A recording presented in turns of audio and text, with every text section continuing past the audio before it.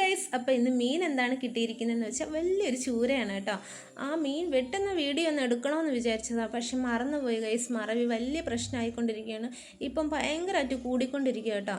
അപ്പോൾ മീനെല്ലാം വെട്ടിക്കഴുകിയതിന് ശേഷം നമുക്ക് ചട്ടി അടുപ്പിൽ വെച്ച് കൊടുത്തിട്ടുണ്ടായിരുന്നു. വെളുത്തുള്ളി, ഇഞ്ചി, കൊച്ചുള്ളി ഇതെല്ലാം കൂടെ ചേർത്ത് ചതച്ച് വഴറ്റി ചേർത്തിട്ടുണ്ട്.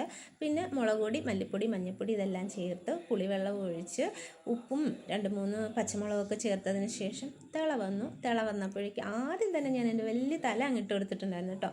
പിന്നെ കഷ്ണങ്ങളൊക്കെ പെറുക്കിയിട്ട് ഒന്ന് ചുറ്റിച്ച് അടച്ചു വെച്ചു.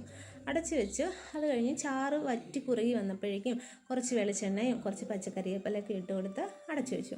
പിന്നെ ഇതെൻ്റെ കുറച്ച് എന്താ പറയുന്നത്, ഇതിനെ ചുവന്ന ജീര ഇട്ടിട്ടുണ്ടായിരുന്നു കേട്ടോ. അതായത് ഇത് കണ്ടോ, എൻ്റെ ചട്ടി കരിഞ്ഞിരിക്കുന്നുണ്ടോ.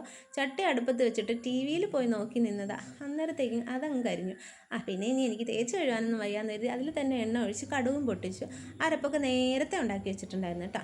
അപ്പം ഇലയൊക്കെ ചേർത്ത് അടച്ചു വെച്ചു. ഒന്ന് വെന്ത് നിന്നപ്പോഴത്തേക്കും ഞാനൊന്ന് അതിനൊന്ന് എന്താ പറയുന്നത്, ഉലർത്തി കൊടുത്തു കേട്ടോ. ചിക്കി തോർത്ത് വെച്ചിട്ടുണ്ടായിരുന്നു. പിന്നെ കുറച്ച് കഷ്ണങ്ങളെടുത്ത് വറുക്കാൻ വെച്ചിട്ടുണ്ടായിരുന്നു. അപ്പം കുറച്ച് പരിഞ്ഞിലും കിട്ടിയിട്ടുണ്ടേ.